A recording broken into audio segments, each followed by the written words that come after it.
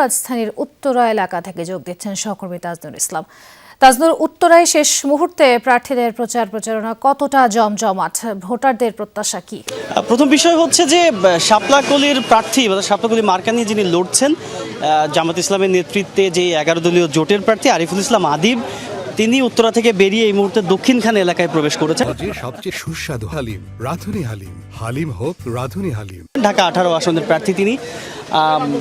ঢাকা 18 আসনের যেই দুজন প্রার্থী এই মুহূর্তে সবচেয়ে বেশি আলোচনায়, তার একজন বিএনপির এসএম যিনি রয়েছেন তিনি, এবং এই আরিফুল ইসলাম আদিব যিনি জামাত সমর্থিত শাপলাকলি মার্কা নিয়ে মূলত এনসিপি নেতা, তিনি লড়ছেন। সব শ্রেণী পেশার মানুষের সাথে তিনি কথা বলার চেষ্টা করছেন, যেহেতু তার যে প্রতিদ্বন্দ্বী বেশ শক্তই বলা হচ্ছে এস এম জাহাঙ্গীর হোসেন।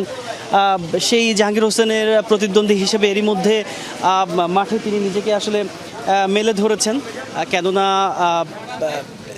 এই যে উত্তরার যেই বিশাল এলাকা, একই সঙ্গে দক্ষিণখান এবং উত্তরখান সিটি কর্পোরেশনে যুক্ত হওয়া নতুন দুটি এলাকা, সেই দুটো এলাকার যেই সার্বিক উন্নয়ন চিত্র, বিশেষ করে এই মুহূর্তে যে তিনি দক্ষিণখান এলাকায় রয়েছেন, দক্ষিণখানের অবকাঠামো, রাস্তাঘাট সব কিছু মিলিয়ে ভোটারদের নানা রকম প্রত্যাশার জায়গা রয়েছে। বিশেষ করে এই দক্ষিণখান কিংবা উত্তরখান এলাকায় নানা রকম সংকটের মধ্যে দিয়ে যাচ্ছে বহু বছর ধরে। সেই সমস্ত বিষয়ে মূলত তারা প্রার্থীদের কাছ থেকে বা প্রার্থীর কাছ থেকে। জি, ধন্যবাদ তাজনুর।